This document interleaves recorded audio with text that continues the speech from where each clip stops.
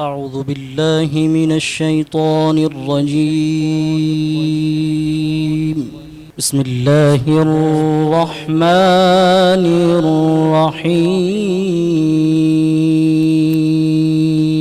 الرحيم. شهر رمضان الذي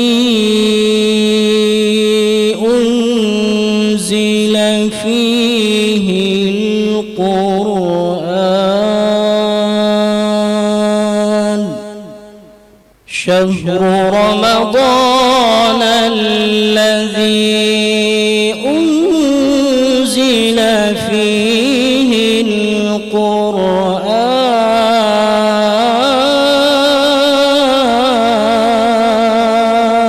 کیا بات، سبحان اللہ سبحان اللہ، ماشاء اللہ.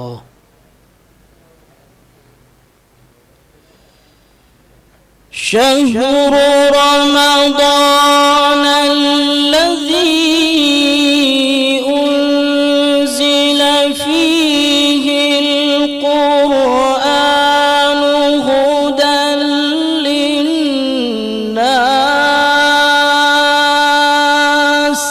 سبحان اللہ سبحان اللہ، ماشاء اللہ. شهر رمضان الذي أنزل فيه القرآن هدى للناس وبينات من الهدى والفرقان. کیا بات ہے، سبحان اللہ سبحان اللہ، ماشاء اللہ. وبينات من الهدى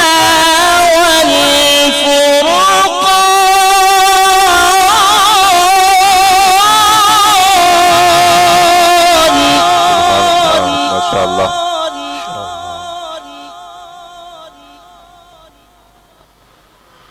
فمن شهد منكم الشهر فليصم. سبحان اللہ. ومن كان مريضا أو على سفر فعدة من أيام أخر. ماشاء اللہ ماشاء اللہ.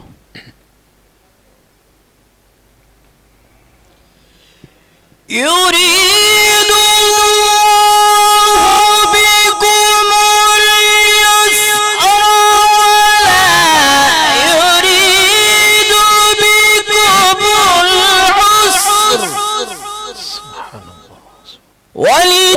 ولتكملوا العدة ولتكبروا الله على ما هداكم ولعلكم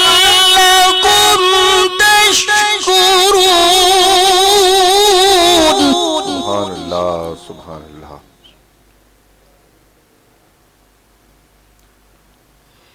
وَإِذَا سَأَلَكَ عِبَادِي عَنِّي فَإِنِّي قَرِيبٌ.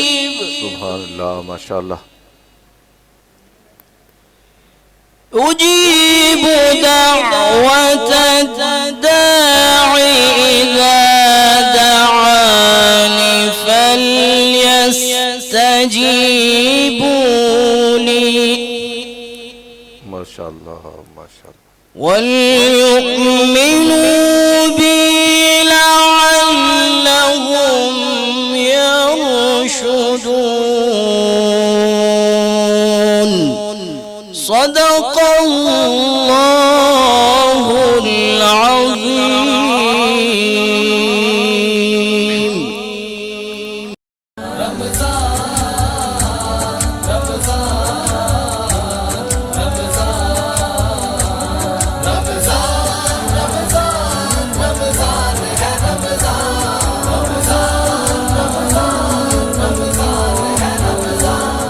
بسم اللہ الرحمن الرحیم. ناظرین محترم، رمضان ثناخانستان افطار ٹرانسمیشن کے ساتھ آپ کا میزبان رفیق شیخ فریدی حاضر خدمت ہے. السلام علیکم ورحمۃ اللہ وبرکاتہ. ناظرین کرام، یہ مہینہ اپنے دامن میں برکتیں، رحمتیں، عظمتیں، نعمتیں اور یہ ایسی رحمتوں کی برسات کا موسم ہے کہ جس میں ہر رات میں ہزاروں گناہ گاروں کی بخشش کی جاتی ہے. ناظرین کرام، رمضان المبارک کی جو راتیں ہیں، اور ان راتوں میں ایک رات ایسی ہے جو ہزار مہینوں سے بہتر ہے.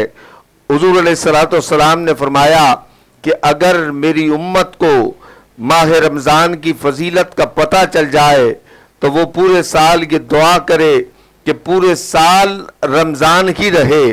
یہ روزہ کیا ہے، اس میں کون کون سی عبادتیں کی جاتی ہیں، رمضان المبارک کے فضائل کیا ہیں، کن کن چیزوں سے ہمیں احتیاط کرنی چاہیے، اس حوالے سے انشاءاللہ ہم گفتگو کریں گے.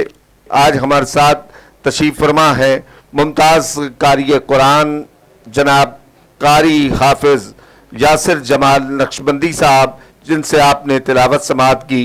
نعت رسول مقبول صلی اللہ علیہ وآلہ وسلم کے لیے سینئر ثناخواں جناب محمد فاروق رحمانی صاحب ہمارے ساتھ تشریف فرما ہے. ممتاز عالم دین، سرمایہ اہل سنت، مبلغ اہل سنت، جو نہ صرف پاکستان بلکہ بیرون پاکستان بھی ہمارے شہر کی، ہمارے ملک کی نمائندگی کرنے والے حضرت علامہ طاہر محمود اعوان صاحب آپ کو خوش آمدید کہتے ہیں. جناب فاروق رحمانی صاحب آپ کو بھی خوش آمدید کہتے ہیں. حضرت صاحب، آج رمضان المبارک کے تعلق سے ہم بات کریں گے. رمضان المبارک کو رمضان کہنے کی وجہ کس لغت کا لفظ ہے، کیا اس کے معانی ہے؟ بسم اللہ الرحمن الرحیم. سب سے پہلے میں اللہ تعالیٰ کا شکر گزار ہوں جس نے ماہ رمضان جیسا مہینہ ہمیں عطا فرمایا، اور پھر میں مبارکباد پیش کروں گا ثناخانستان اور اس کے ڈائریکٹر جناب محترم علی حیدر چوہان صاحب کو، جن کی کوششوں سے یہ خوبصورت پروگرام ترتیب دیا گیا ہے. ماشاءاللہ. اللہ تعالیٰ خوب برکتیں عطا فرمائے. رمضان کا جو آپ نے سوال کیا ہے، یہ عربی زبان کا لفظ ہے. قرآن کریم کے اندر بھی بالکل اسی طرح جیسا کہ آپ نے تلاوت سماعت فرمائی، شہر رمضان الذی انزل فیہ القرآن، کہ رمضان وہ مہینہ ہے جس میں قرآن نازل کیا گیا. رمضان کا ایک معنی جلانے کے معنی آتے ہیں. سبحان اللہ. ہاں. تو رمضان کو رمضان اس لیے کہتے ہیں کہ یہ تمام روزے داروں کے گناہوں کو اس مہینے میں جلا دیا جاتا ہے، یعنی کہ ختم کر دیا جاتا ہے. تو اس لیے اس کو رمضان کہتے ہیں. حضرت صاحب، رمضان کی کیا خصوصیت ہے، اس کے تمام مہینوں پر فوقیت حاصل ہے کہ حضور علیہ السلام نے فرمایا کہ جو نفل پڑھے اس کو فرض کے برابر ثواب دیا جائے گا، اور فرض کا ثواب 70 گنا بڑھا دیا جاتا ہے. اس کی کیا خصوصیت ہے؟ رمضان المبارک ایک ایسا مہینہ ہے جو تمام مہینوں سے ممتاز مہینہ ہے. آپ دیکھتے ہیں کہ رمضان المبارک کی فضا ہی دیگر مہینوں سے جدا ہے. بے شک. ہر شخص ایک الگ ہی نظر آتا ہے، ہر شخص کا ذوق عبادت بڑھ جاتا ہے. اور اسی طرح اس مہینے کی بے شمار خصوصیات میں سے ایک یہ بھی ہے کہ آقا کونین سید عالم صلی اللہ علیہ وسلم نے ارشاد فرمایا کہ اس مہینے میں جنت کے دروازے کھول دیے جاتے ہیں، جہنم کے دروازے بند کر دیے جاتے ہیں. اور اس کی ایک یہ بھی خصوصیت ہے کہ اس مہینے کے لیے हुजूर रहमत आलम सल्लल्लाहु अलैहि वसल्लम ने फरमाया कि इस महीने में मोमिन का रिज्क भी बढ़ा दिया जाता है। यही वजह है कि ये मुशाहिदे में भी आया है कि इस महीने में मुसलमान वो अल्लाह की नेमतों से लुत्फ़ अंदोज़ होते हैं जो पूरा साल उन्हें मैसर नहीं आती, लेकिन इस महीने में अल्लाह उन्हें ये नेमतें भी अता फरमाता है। अच्छा साहब, ये बताइएगा कि इस हदीस का मतलब क्या है? जिस तरह मैंने अपने इंट्रो में भी उसका जिक्र किया, रमज़ान मुबारक दीगर महीनों पर फजीलत भी हासिल है, जिसका मफहूम रमज़ान में शैतान को बंद कर दिया जाता है, तो उसके बंद होने से क्या मुराद है? हालांकि गुनाह तो फिर भी होते हैं। रमज़ान मुबारक में शैतान को बंद कर दिया जाता है, शैतान जकड़ दिए जाते हैं। बिल्कुल वो शैतान जकड़ दिए जाते हैं जो पूरा साल हमसे गुनाह करवाते हैं, लेकिन जिस तरह आप पूछ रहे हैं कि फिर भी गुनाह सरजद होते हैं। देखें, एक हदीस पाक है जिसमें करीम आका अलैहिस्सलातु वस्सलाम ने फरमाया कि इन शैतान मजरी दम, इंसान के वजूद में शैतान ऐसे गर्दिश करता है जैसे उसका खून गर्दिश करता है। तो नफ्स का शैतान तो इंसान के अंदर ही रहता है।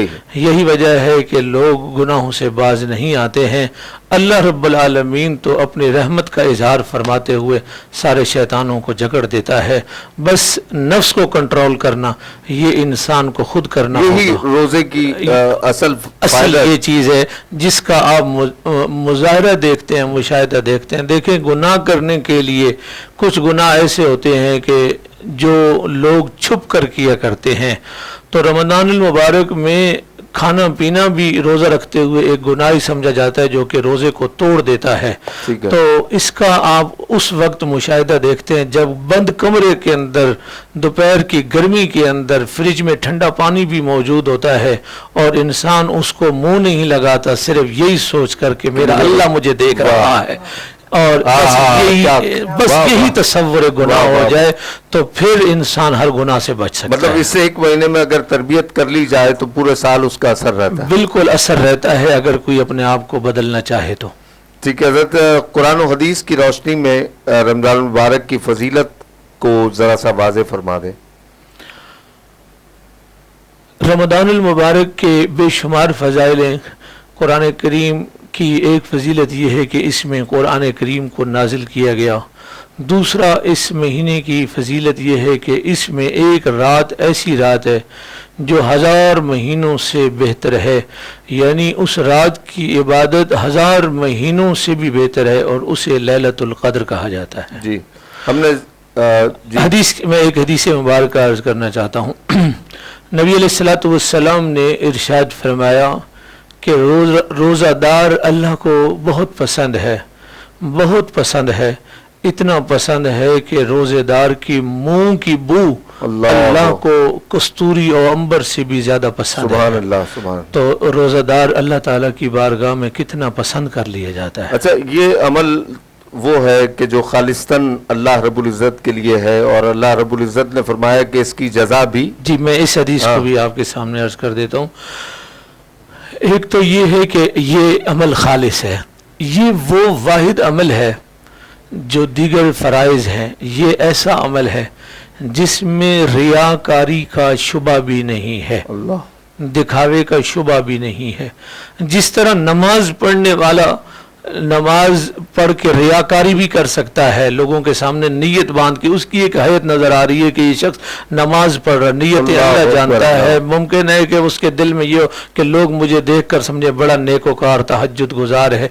इसी तरह ज़कात देने वाला भी रियाकारी कर सकता है और इसी तरह हज करने वाला भी अपने आप को हाजी और अलहाज कहलवाने के लिए हर साल तवाफ कर और हज करके आके अपने आप को हाजी के रूप में रियाकारी कर सकता है। लेकिन रोज़ादार, एक आपके सामने रोज़ादार भी बैठा हो और बेरोज़ा भी बैठा हो, आप पहचान ही नहीं सकते कौन रोज़ेदार है और कौन बेरोज़ा है। तो ये वो इबादत है कि जो इसमें रियाकारी नहीं है, सिर्फ खालिसतन अल्लाह की रज़ा के लिए ये रोज़ा रखा जाता है। सुभान अल्लाह। अच्छा, आप ये भी ज़रा सा बता दें कि गौस किसे कहते हैं, गौस के मानी क्या है और किस ज़मरे में इस्तेमाल होता है? गौस के माने अरबी लुगत में कई आते हैं, یہاں جو عام طور پہ معنی مراد لیا جاتا ہے وہ ہے مدد کرنے والا، مددگار، مدد کرنے والا. اور جیسا کہ قرآن پاک میں ہے کہ انما ولیکم اللہ ورسولہ والذین آمنوا الذین یقیمون الصلاۃ ویؤتون الزکاۃ، کہ بے شک تمہارے مددگار اللہ اور اس کا رسول اور نماز قائم کرنے والے اور زکوٰۃ دینے والے اور رکوع کرنے والے ہیں. تو غوث اعظم تو وہ ہیں جنہوں نے جو اتنے نماز قائم کرنے اور زکوٰۃ دینے والے ہیں کہ ساری ساری رات اللہ کی عبادت کیا کرتے ہیں. تو آپ بہت بڑے مسلمانوں کے مددگار ہیں اور بے شمار ایسی کرامتیں ہیں کہ دنیا میں آپ کے کئی سال آپ کے لیے کہا جاتا ہے کہ 40 سال آپ نے عشاء کے وضو سے تہجد کی نماز اور فجر کی نماز ادا کی ہے. فجر کی نماز آپ نے عشاء کے وضو سے ادا کی ہے. تو اسی طرح آپ کی بے شمار کرامات ہیں. اور غوث اعظم کہنے کی وجہ یہ ہے کہ آپ جہاں سے بھی کسی مرید نے کسی مشکل میں پھنسے ہوئے شخص نے آپ کو پکارا، آپ اس کی مدد کے لیے وہاں تشریف لے گئے. سبحان اللہ. اسد صاحب یہ بتائیے گا کہ رمضان المبارک میں ہمیں عطا کیا گیا اور دیگر امتوں کو بھی روزے عطا کیے گئے تھے، جی، ان کے روزوں میں اور ہمارے روزوں میں کیا فرق ہے؟ قرآن کریم کی ایک آیت ہے جس میں روزے فرض کیے گئے. اللہ تعالیٰ نے فرمایا یا ایھا الذین آمنوا کتب علیکم الصیام کما کتب علی الذین من قبلکم لعلکم تتقون. اے ایمان والو، تم پر روزے فرض کیے گئے جیسے کہ تم سے پہلے لوگوں پر فرض کیے گئے. اس آیت سے یہ پتہ چلا کہ حضرت آدم علیہ السلام سے لے کر حضرت عیسیٰ علیہ السلام تک جتنی بھی امتیں آئیں وہ روزے رکھتے ہوئے آئیں. جس طرح کہ حضرت موسیٰ علیہ السلام کی قوم 10 محرم الحرام کو روزہ رکھا کرتی تھی کہ اسے فرعون سے نجات ملی تھی، اس طرح ساری امتوں میں کسی نہ کسی انداز میں روزے فرض کیے گئے. ماشاءاللہ. حضرت صاحب ایک نعت ہم جناب محمد فاروق رحمانی صاحب کی شامل کریں گے. جناب محمد فاروق رحمانی صاحب. ماشاءاللہ. تیری ذات مصدر ہر ضیا، کیا کہنے ہیں. سبحان اللہ، سبحان اللہ. تیرا نام مطلع نور ہے، کیا کہنے ہیں. تیرا درد حاصل زندگی، تیرا غم متاع سرور ہے. واہ، سبحان اللہ. اور میرے پاس کچھ بھی نہیں تو کیا، سبحان اللہ. میرے لاجوالے کی خیر ہو. واہ، میرے پاس کچھ بھی نہیں تو کیا، میرے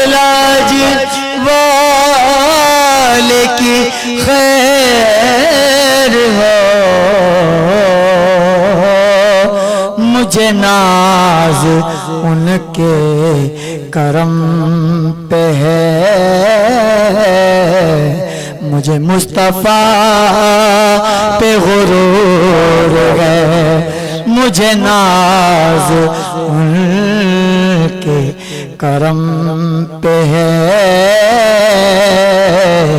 مجھے مصطفیٰ پہ غرور ہے. واہ، جو طلب سے پہلے کرے عطا،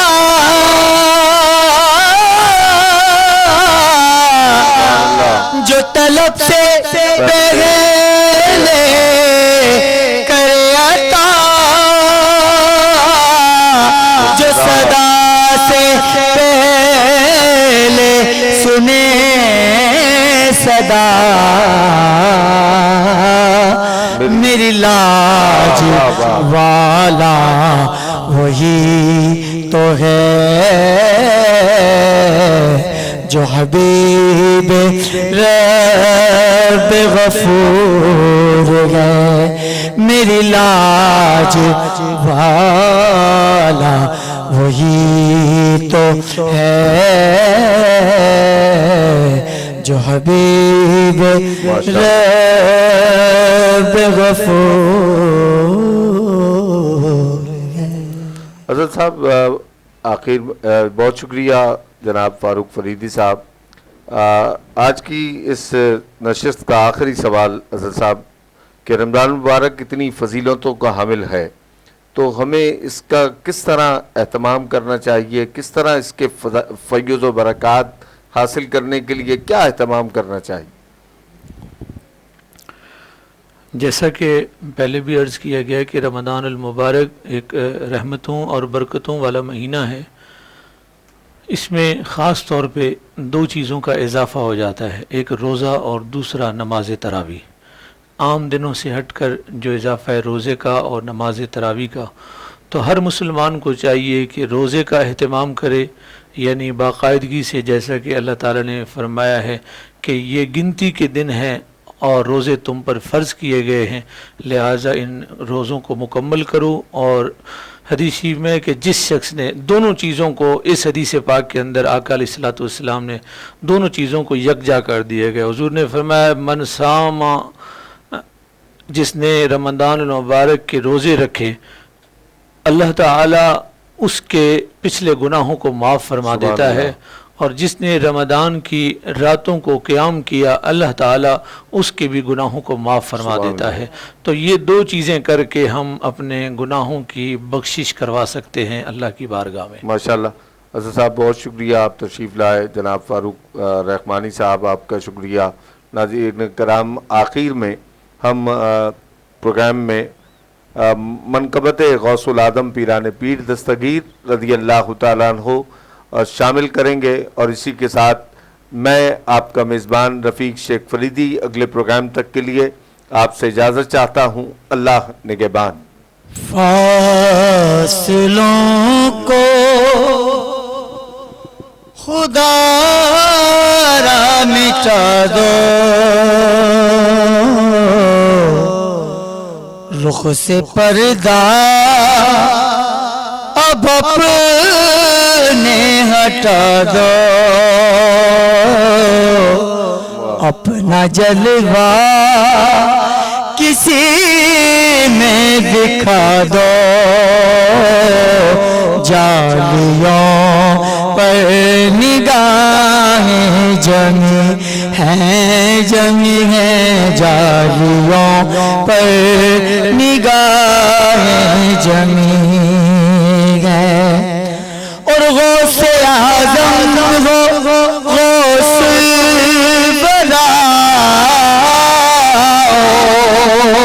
نور ہو نور صلی اللہ ہو، اور کیا بیان کا مرتبہ ہو، دستگیر اور مشکل کشا ہو، آج دیدار اپنا کرا دو غوث اعظم، آج دیدار اپنا کرا دو، جالیوں پر نگاہیں جمی ہیں، اور شدت غم سے گھبرا گیا ہوں، اب تو جینے سے تنگ آ گیا ہوں، شدت غم سے گھبرا گیا ہوں، اب تو جینے سے تنگ آ گیا ہوں، ہر طرف آپ کو ڈھونڈتا اور ایک ایک سے یہ پوچھتا ہوں، کوئی پیغام ہو تو سنا دو۔ غوث اعظم کوئی پیغام ہو تو سنا دو، جالیوں پر نگاہیں جمی